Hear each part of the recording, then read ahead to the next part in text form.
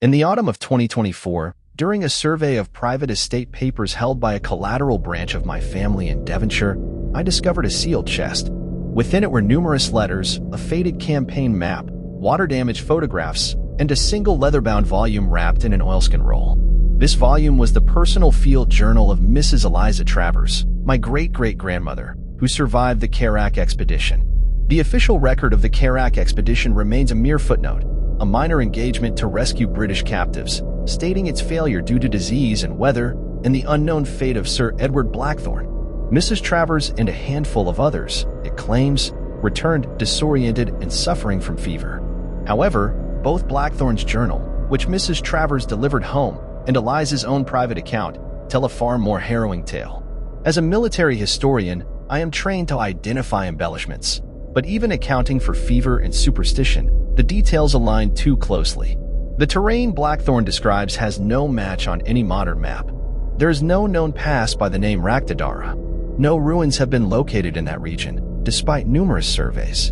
And yet, I believe them, because the tone of Blackthorn's journal changes from clipped brevity to philosophical terror to a final, desperate clarity. Something happened out there. Something that broke an army without a single full engagement. And something that may remain buried beneath those hills, a silent warning to those who dare trespass. This is the meticulously kept record of Lieutenant General Sir Edward Blackthorn, found in 2019. It unveils the harrowing fate of nearly 6,500 souls who marched into the Hindu Kush in 1860, from which only 33 returned. The final pages are stained, torn, and partially illegible, but what remains is chilling. This journal was brought home by Mrs. Eliza Travers, a woman who lived the remainder of her life in reclusive silence, consumed by a fervent, almost desperate, religious devotion. What you are about to read is not merely a war diary. It is a descent into the unknown, and, perhaps, a dire warning. I leave it to you, the reader, to discern where the hard facts of history end and something far older, far more sinister, begins. October 2nd, 1860, Fort Jamrud. The orders arrive today. Advance into the Karak Highlands and pacify the tribal uprising led by one Rana Jandu. Priority: rescue of hostages and establishment of control in the region. No maps, no estimate of enemy strength, no details on the unforgiving terrain. We are to march into a fog, with a match already lit, hoping it won't consume us. My senior staff gathered. Major General Ambrose Seaton, my oldest friend, 72, but still sharp as a bayonet. Colonel Hugh Travers, of the 42nd Regiment, eager, by the book, and utterly loyal. Colonel Charles Langley, 13th Light Dragoons, aristocratic, arrogant, and convinced himself a modern Alexander. Commander Arthur Talley, Royal Navy, practical and, I'd wager, deeply superstitious beneath that gruff exterior. Major Rambir Singh, Engineer Corps, a true savant in terrain analysis, quiet, devout. Colonel George Willoughby, Royal Artillery, reserved, calculating. And Maharaj Keshav Rao, my Indian political officer, a man who has been visibly on edge since the orders arrived. He knows something, a foreboding I can almost taste. Langley, predictably, spoke first. A punitive expedition, then. Swift and precise. Ambrose, without even glancing up from the crude map before him, countered, and if he's drawing us in? Langley bristled, his tone dripping with disdain. These hill tribes are hardly capable of strategic foresight, sir. Ambrose merely lifted an eyebrow. So said every officer buried in the Khyber. Langley fell silent, though his jaw remained rigid. I proposed Talley's naval brigade and their heavy guns for mobile firepower and siege potential. Langley scoffed. Sailors in the hills? General? Preposterous. Talley, always calm, simply replied, "Our guns don't care where they're fired, Colonel." Langley, for once, had no retort. Rao's expression, however, remained. A profound knowing, a silent recognition he dared not voice aloud. After the others had left, Ambrose lingered. "You've been chosen for this because you'll do it right, Edward," he said, his voice low. "But tread lightly. This land does not give up its secrets easily, and the ones it keeps in blood. We march within 14 days. God help us all." October 11th, 1860, Fort Jamrud. Langley, as expected, skipped council this morning. Ambrose, Singh, and I hunched over our inadequate maps. The region ahead, Rakhtadara, is known only in whispers, its name spoken with a shiver by the few natives who dare mention it. Langley swaggered in an hour late, demanding we press the cavalry forward at speed. Ambrose, ever patient, inquired, "You're suggesting we send riders into terrain none of us have ridden, without intelligence, into a valley known for consuming men whole?" Langley did not falter. "It is cavalry's duty to outpace risk, sir. To break the enemy before they even form." I cut him short. "We will proceed in order, Colonel. Major Singh's engineers have proposed a system of advance that I intend to follow. Indian cavalry will screen our flanks, not gallop blindly into the unknown. Langley, your regiment will remain with the main column. We do not advance in haste. We do not advance into fog." Langley's jaw tightened. He scoffed at Singh's advice, a thinly veiled sneer. The advice of an engineer. And a native one, at that. Ambrose rose, his voice quiet, dangerous. "Colonel Langley," he said, "Captain Singh has ridden these hills. Have you?" Langley had no reply. His face flushed. As Langley finally stalked out, Ambrose murmured, almost to himself, "He will be the sharp edge of our undoing. I fear he is right. I pray he is wrong." October 12th, 1860, Fort Jamrud. The expedition is finally underway. My orders were rushed, frustratingly vague, and delivered with an air of finality that bordered on dismissiveness. I requested more intelligence, more clarity, and was met only with silence. They have sent us into these mountains without the slightest hint of what lies at the end of the path. Or, a more terrifying thought, they do know, and simply choose not to share it. Still, the men are in remarkably good spirits, their laughter echoing through the morning air. Soldiers, thankfully, rarely sense what generals do. Colonel Travers leads the vanguard with his usual stiff-backed efficiency, a man who finds comfort in procedure. His wife, Mrs. Eliza Travers, is a curious presence among the camp followers. Young, sharp-witted, she seems more at ease among the gunpowder and dust than in the drawing rooms of London. Her quiet resolve unnerves the other officers' wives. She rides with the rear wagons, her keen eyes constantly scanning the looming hills. We travel heavy. 6,500 men, 24 field guns, 8 massive naval guns, countless baggage wagons, thousands of supply animals, and that infernal mobile hospital I insisted upon. The medical men grumble, but they'll thank me when the fevers inevitably come. Tonight, I dine with my staff beneath a canopy of indifferent stars. The mountains loom ahead, darkened, shadowed giants even at dusk. I can almost feel them watching us, their ancient eyes fixed on our slow, inexorable advance. October 13th, marching north. The land has begun its ascent, dry riverbeds giving way to rocky, unforgiving hills. We pass crumbling towers, the skeletal remains of older, forgotten kingdoms. Their ancient stones still seem to hold whispers, fragments of lives long past, or perhaps warnings. October 16th, first skirmish. Our cavalry scouts, Langley's men, encountered armed riders near a ravine. They gave brief chase, but returned without prisoners, agitated and confused. The strangest detail, the enemy riders made no concerted effort to flee. They merely rode slowly, always just out of effective range, their cloaked forms watching us as they withdrew. No banner, no discernible formation. Almost ceremonial. Langley, ever eager to dismiss anything that didn't fit his narrow view of warfare, scoffed. "They fear us, General. Cowards, all of them." I, however, found no comfort in his confidence. Keshav Rao, when told, grew pale and excused himself from supper, a haunted look in his eyes. October 15th, Camp Bellamy, north of Jamrud. We halted for a much-needed rest. Langley's quarters, as usual, were a canvas palace, a monstrous tent large enough to swallow a quartermaster's wagon, ostentatious enough to shame a Maharaja. 2 entire wagons were dedicated to transporting its parts. Inside, I saw Persian rugs, a French writing desk, and cut-glass decanters. Langley, lounging in a brocade dressing gown, called out to me as I passed, "One must maintain standards, General, even in the wilds." I've known men like Langley my entire career, born into the right schools, carrying rank as an inheritance, never earning it. They believe themselves heroic already, simply by existing. But I have seen what real war makes of such men. They forget the smell of blood until it's their own. October 18th, Campfire Conference. Tonight, beneath the cold, indifferent moon, I met with my senior officers. Ambrose remains convinced we must proceed with extreme caution, suspecting the enemy seeks to stretch us thin, like a cord ready to snap. Langley, damn him, pressed for boldness, for a swift, decisive strike. They are rabble with muskets, he declared. We should ride upon them and break them. Ride where, Colonel? I asked, my voice edged with weariness. Their force is a shadow, not a line. And shadows, by their very nature, move. Mrs. Travers passed briefly behind us, her silhouette framed by the flickering firelight. A strange melancholy seemed to rest on her. October 20th, Signs Inspectors. Keshav came to me, his face drawn, eyes wide with a palpable fear. He spoke, in hushed tones, of ancient, forbidden practices among the tribes, rites of blood, of possession, of walking beyond the veil. He would say no more, his words catching in his throat. When I pressed him for details, he merely whispered, his voice barely audible above the wind, "They do not fear death, General. They worship it." I told him what I tell myself.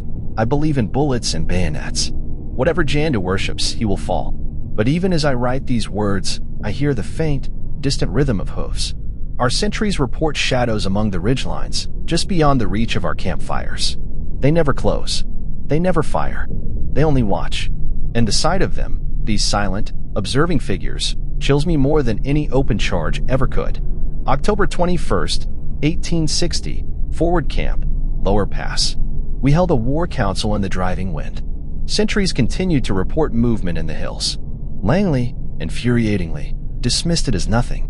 Ambrose's eyes, however, were fixed on the terrain, tracing unseen lines. "The pass narrows here," he said, his voice grave. "It's precisely where the land would hold us." Langley smirked, his arrogance boundless. "We're not fighting the land, sir.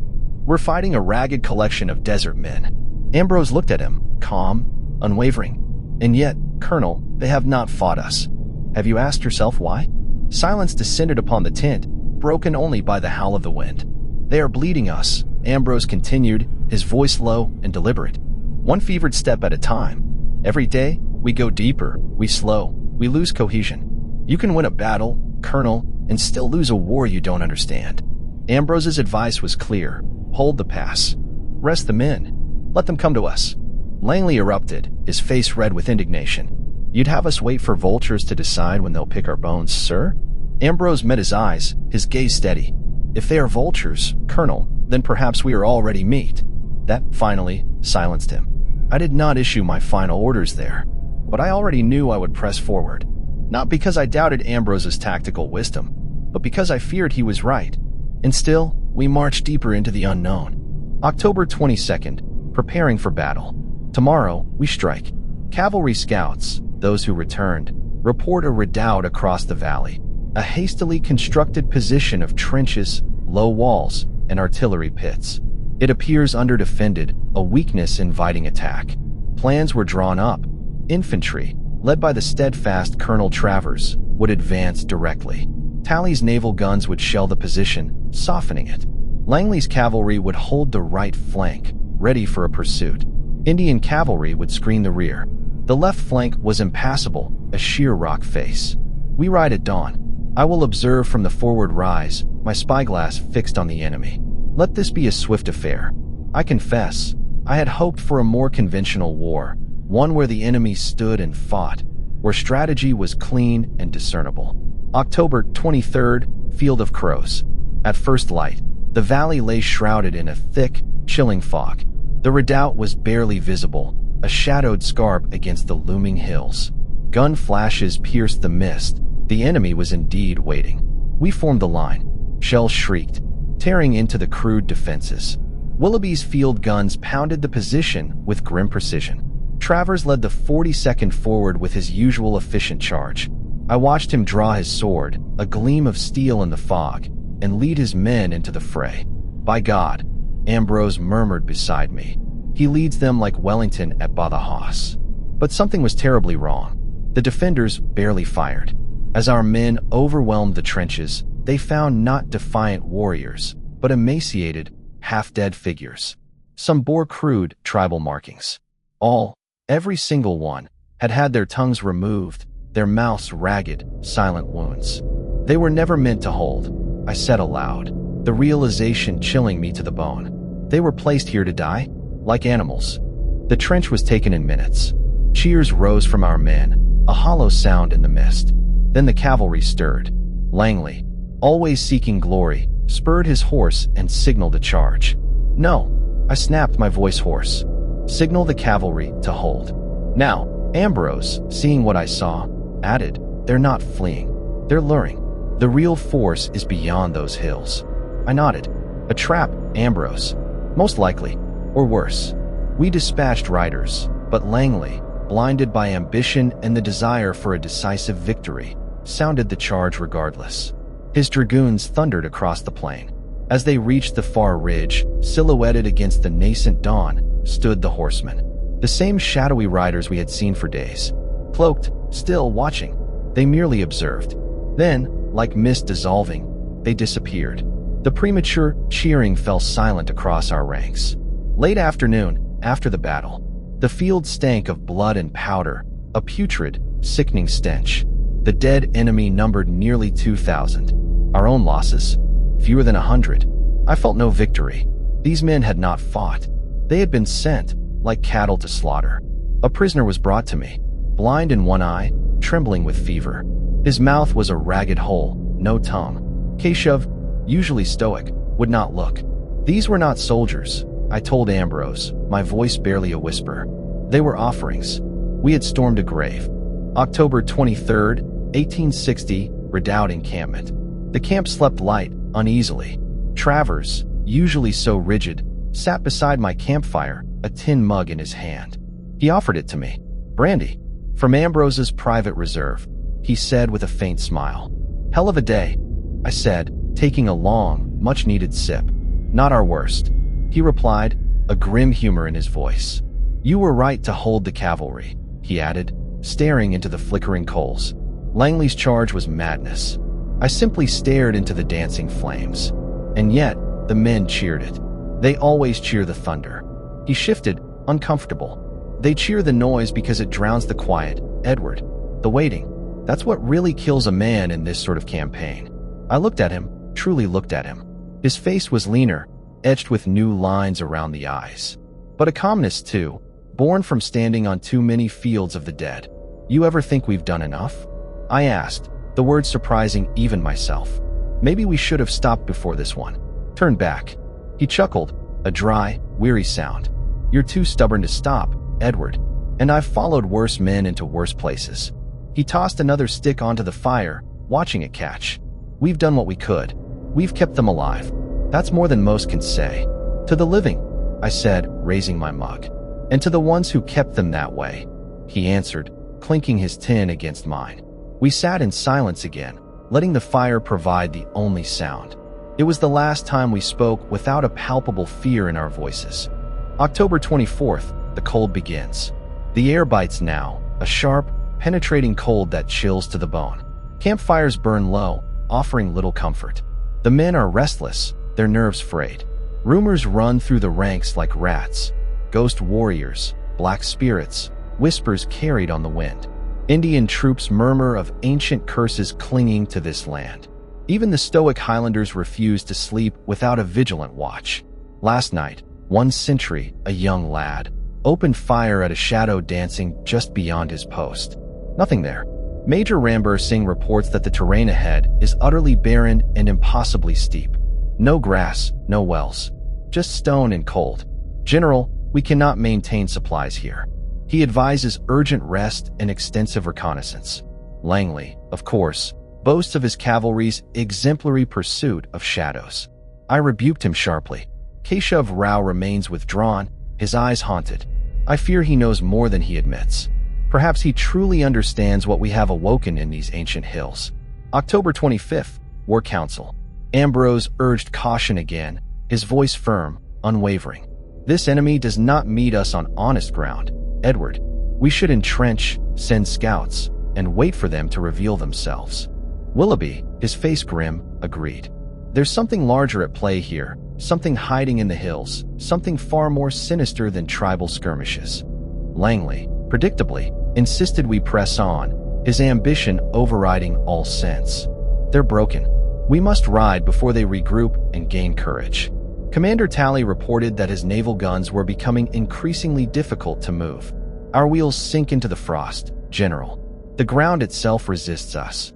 Rambir Singh, his voice barely a whisper, added, "We are approaching land few dare enter. Kalapahar, the Black Hills. Sacred ground, General. Even the goats won't go there." When I pressed him for an explanation, he fell silent, his face a mask of fear. I made the final decision. The grim, impossible decision. We would march. The men are singing again, a low, guttural sound, but the tone is wrong. Their usual robust jests turn quickly into shouting. Shouting gives way to an unnerving silence. Several soldiers have taken ill with a strange, rapid fever. It begins with chills, progresses to a terrifying delirium. I fear this is not merely an illness of the body, but of the mind, and perhaps the soul. I cannot sleep tonight. I keep seeing the horsemen, not in dreams, but in the dark, just beyond my tent flaps. Watching, waiting. October 26th, the March resumes. We left the redoubt behind, a silent testament to a battle that wasn't a battle. The prisoners, silent, tongueless, have either succumbed to their wounds or wandered into a final stupor. I ordered one buried with full military rights. No man, not even an enemy, should die nameless in this cursed place. Tally's bluejackets took 3 agonizing days to winch the massive naval guns over ravines, the men straining, cursing, their hands raw. The land here is a cruel staircase, endless stretches of rock and thorn and blinding white dust. No sign of water, no birds, just the relentless wind, and that ever-present, suffocating feeling that something watches us from the shadows of the peaks. We press deeper into the Kalapahar. Morale has begun to fray. Men mutter in their sleep, their dreams haunted. Sentries are jumpy, their eyes darting at every shifting shadow. 3 men shot at nothing last night, their wasted ammunition a stark reminder of our dwindling supplies.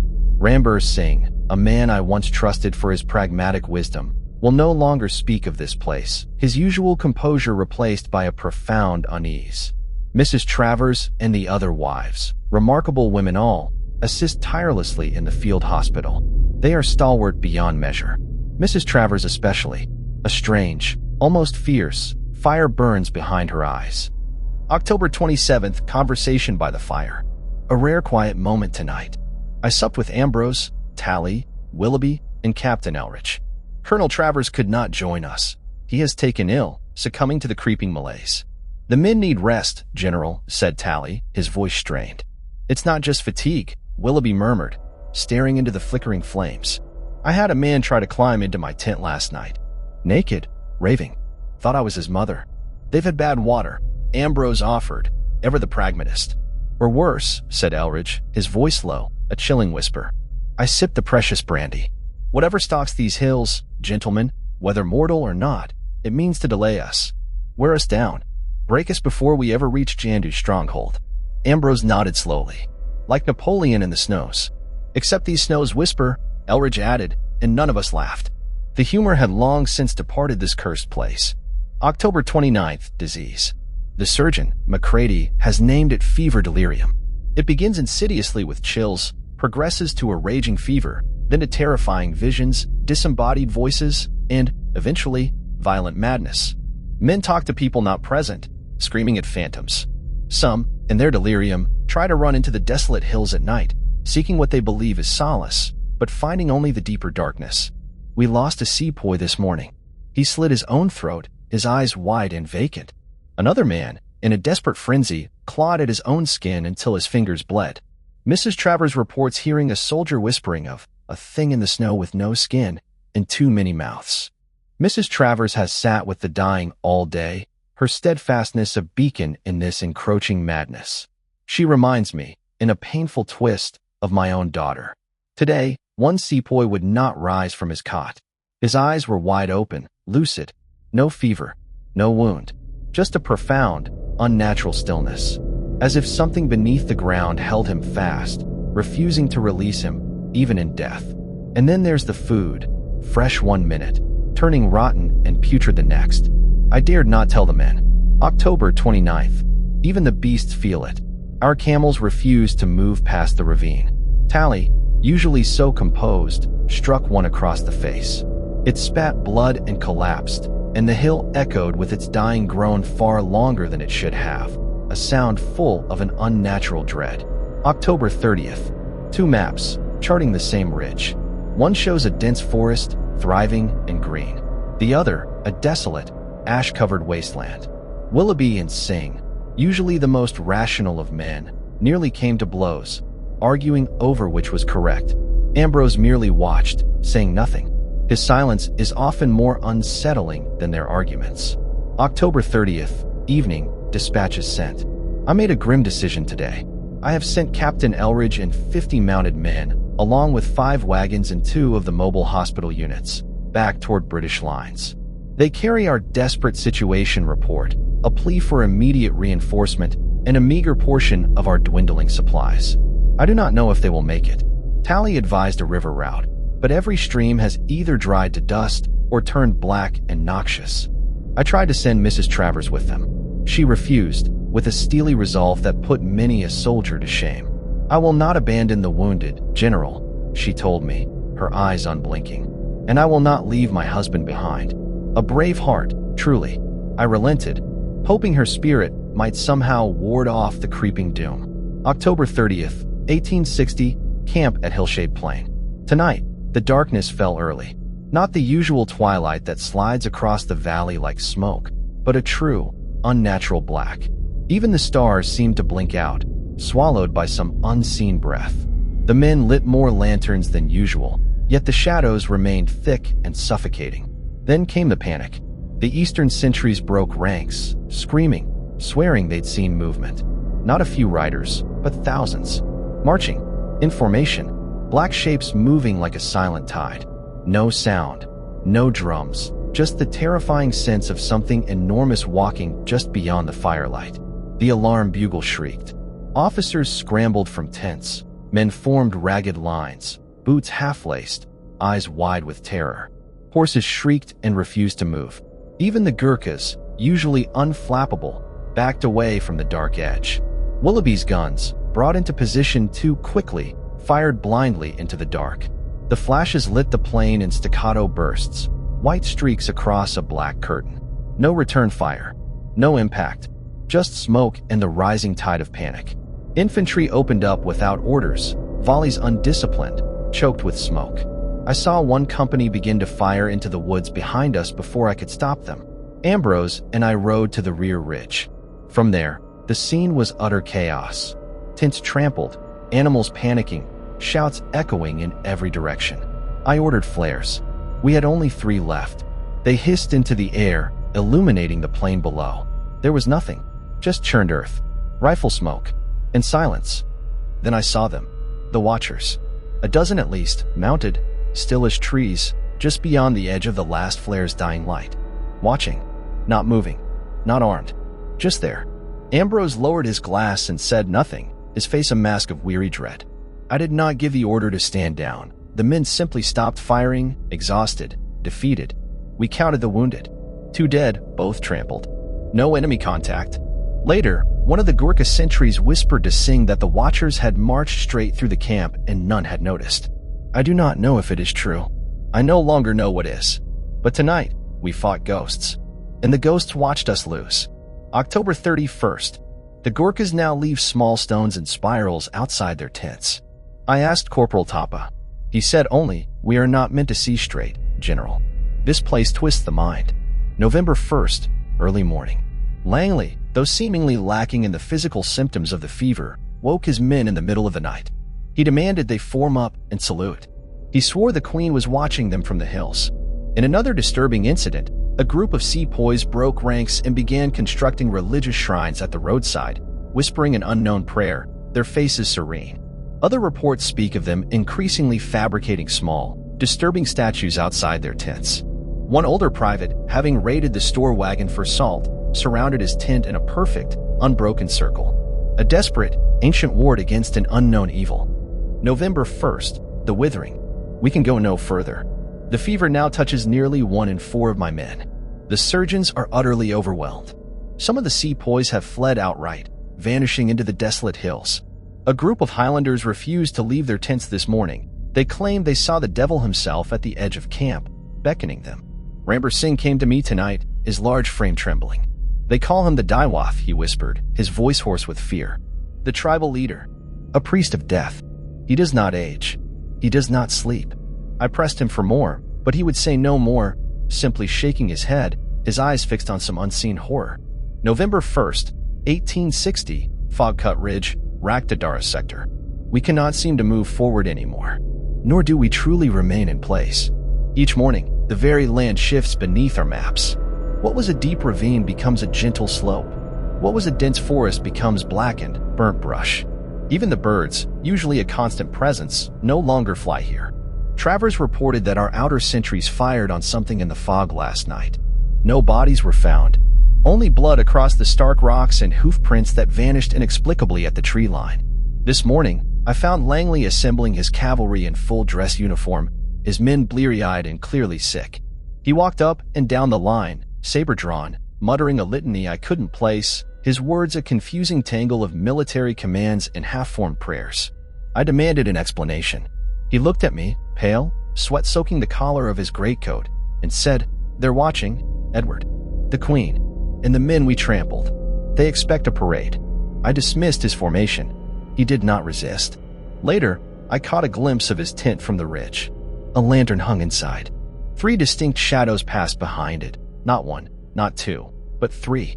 He is not well. Tally swears the stars are wrong. His compass spins wildly at midday. He asked if I remembered which way the sun sets. I told him west, though I'm no longer certain. Ambrose called me to his tent this evening. He's taken to sleeping in his greatcoat, writing down names he no longer recognizes. "We are trespassing," he said softly, his voice a dry rasp. "Not in enemy land, but in memory not meant for us." He asked me again to consider retreat. I said nothing, for what words could I offer? The riders were seen again tonight. They no longer keep their distance. One passed within 20 paces of a sentry. It did not speak, but it turned its head toward him, and he forgot his own name for 3 hours. November 2nd, Schism. A council of war devolved into shouting today. Langley, appearing, unfortunately, to have recovered some semblance of lucidity, accused me of cowardice. "We must strike forward while we still have steel in our ranks," he roared. He meant it as an insult, but the words echoed what I myself had begun to fear. "I do not intend to wait here to rot," I replied coldly. "The enemy watches us from the hills. They harass our scouts, poison our wells, vanish into smoke. They know this land, and they know we are weakening." I pointed to the ridgelines on the map. "The riders we see are not mere scouts. They are bait. They're drawing us deeper, waiting for the fever and frost to finish what their guns cannot." Ambrose nodded gravely. Langley sneered. "So we wait here to die?" "No," I said, my voice cutting through the rising din. "We strike. While we still have men who can stand, shoot, and march. We move fast, take them by surprise, and cripple their capacity to wage war. We hit them before we fall apart." The shouting continued.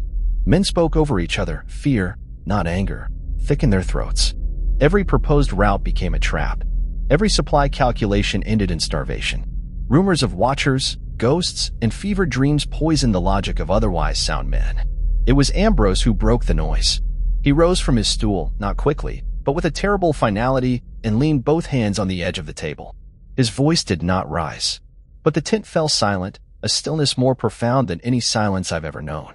"Gentlemen," he said, his gaze sweeping across their terrified faces, "we must remember, among all the tales of phantoms and devils, somewhere out there in these hills is an army." He looked around the tent.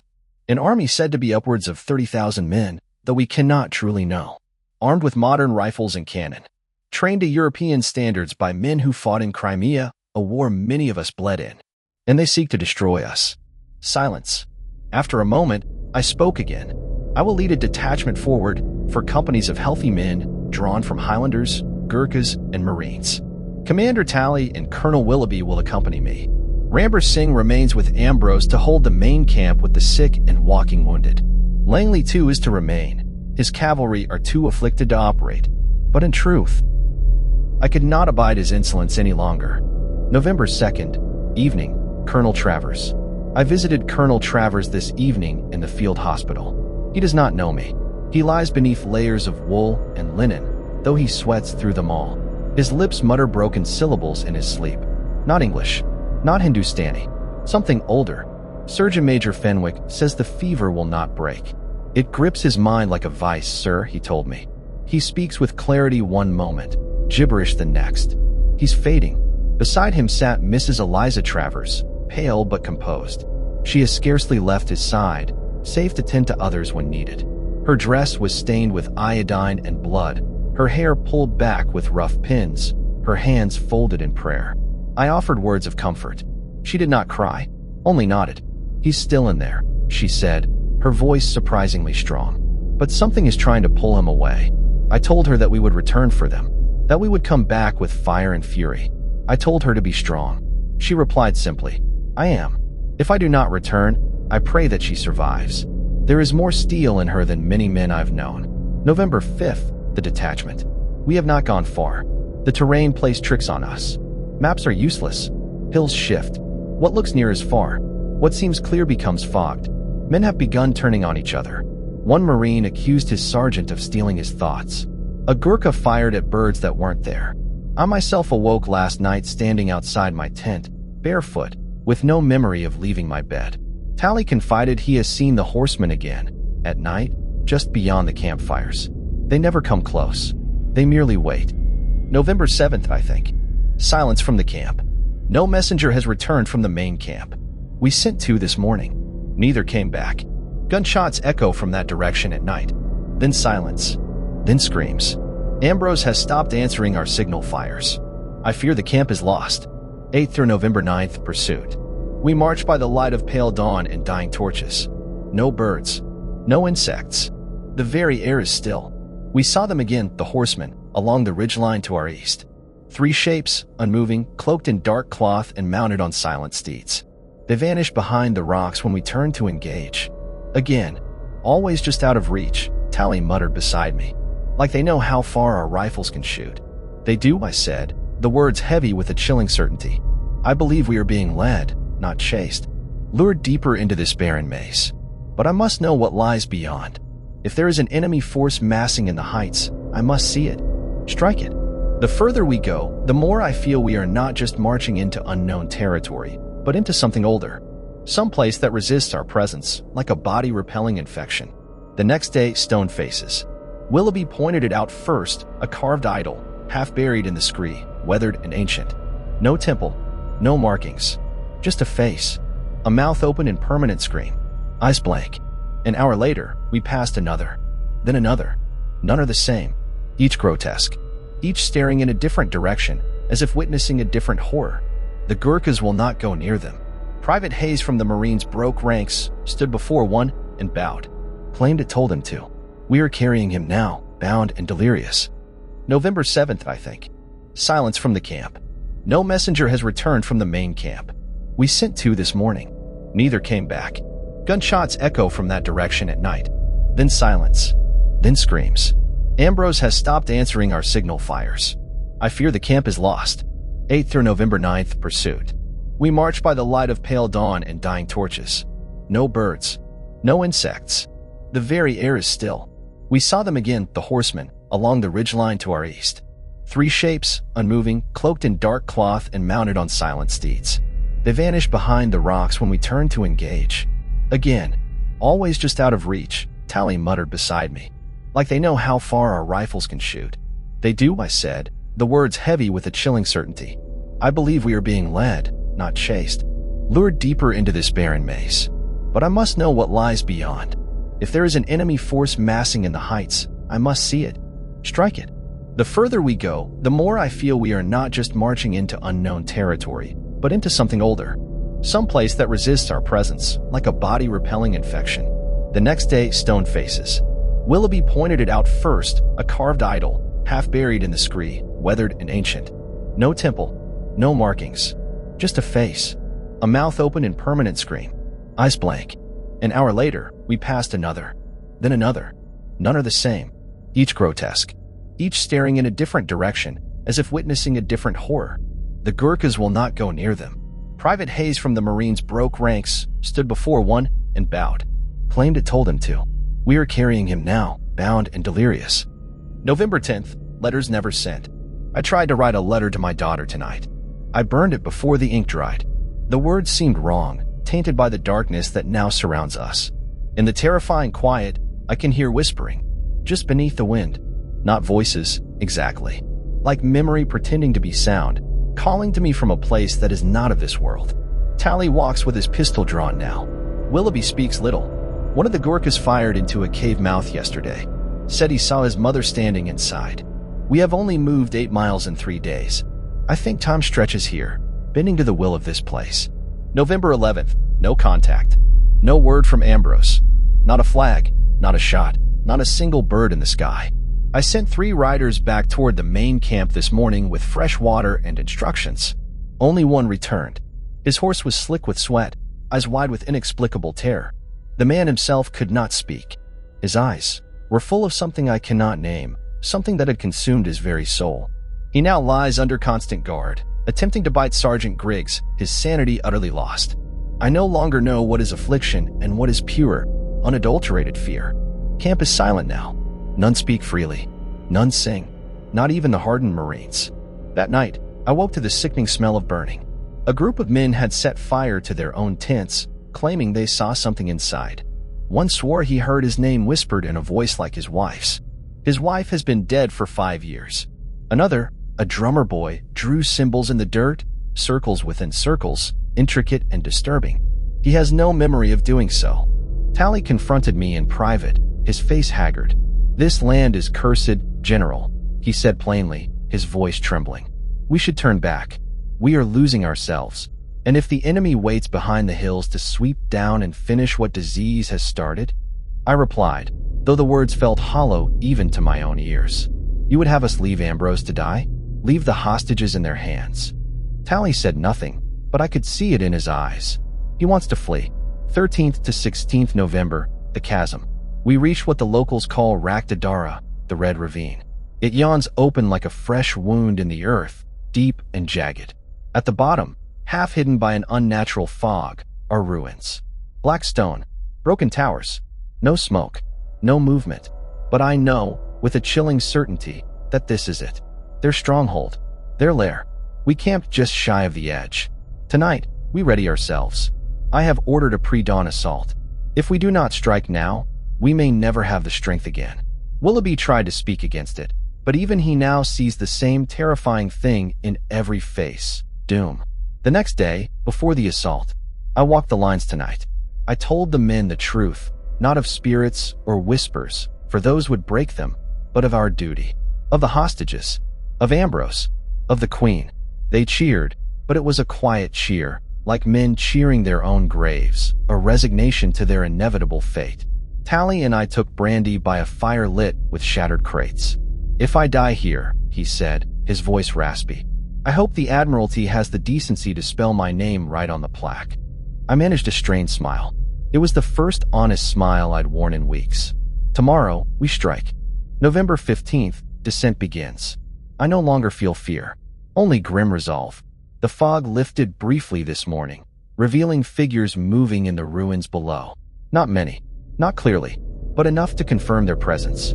We go now down into that place, into the cradle of whatever this is. And I swear by God, by Queen, by every man I've lost, I will bring fire and steel to it. I will not let them vanish into myth. Not again. Into the ravine. We descended into Rakhtadara before first light. The mist clung to the stones like a spider's webbing. Our boots sank in ash, the ground strangely soft and yielding. The air thickened with every step, growing heavy, oppressive. At first, there was no resistance. No enemy. No sign of movement. Only those half-ruined black towers and sunken passageways leading into the mountain's dark belly. We passed a gate made of carved bones. Human bones, arranged in sickening spiral patterns. Willoughby vomited. Tally clutched his rosary, his lips moving silently, his face ashen. Still, we pressed on. I had to know what lay beneath this cursed land. November 17th, the Hall of Chains. Deep within the ruins, we found a vast stone hall. It may once have been a temple, or perhaps a place of darker worship. Its columns were etched with disturbing pictograms. Men kneeling, hands raised, their mouths grotesquely sewn shut. The corners of the walls were not straight, nor round. They curved at impossible angles, defying geometry, defying sanity. Chains, thick and rusted, hung from the impossibly high ceiling, their purpose unclear. We found no bodies. We established a perimeter. Private cellars wandered too far from the line. We heard no scream, only the gentle, chilling sound of chain links, gently swaying, as if disturbed by an unseen hand. We found his rifle, still loaded, but no trace of him. That evening, night without time. Time itself is breaking here. The stars above move strangely, if they move at all. Some burn an unnatural blue. Others pulse like malignant, beating hearts. I found Tally staring at a wall, whispering gibberish.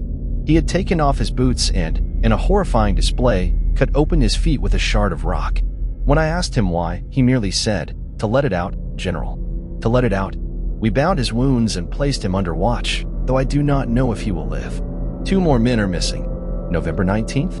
The whispers grow. There is something here. I hear it now, clearly, beneath the silence, beneath the faint rumble of rock. A voice like stone grinding against stone. It speaks in no tongue I know, yet I understand. It offers knowledge, power, a chance to live. I have not slept. My mind races, caught in its insidious net. One of the sepoys, a man named Arjun, walked into the oppressive darkness willingly, as if drawn by an irresistible siren's call. No one tried to stop him. I think we all, in our terror, wanted to follow. November 20th, the chamber. Today we broke through a sealed door beneath the lowest hall.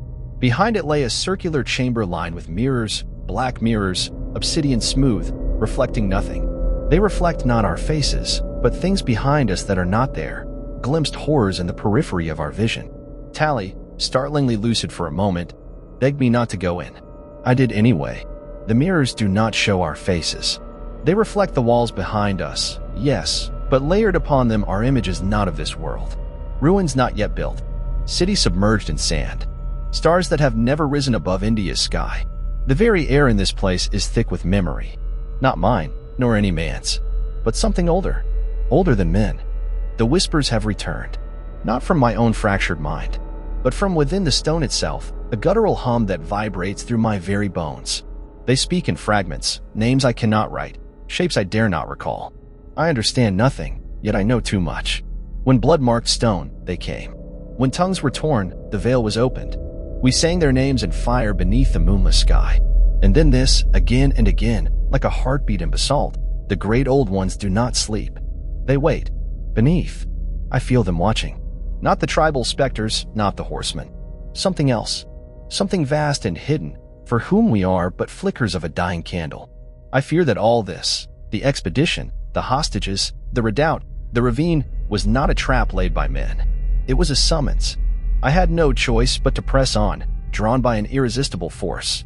In the center of the chamber, a dais, and on it, a throne carved from obsidian and etched with unfamiliar runes, writhing, alien symbols. It hummed when I approached. I felt my vision blur. My breath stopped. It called me by name.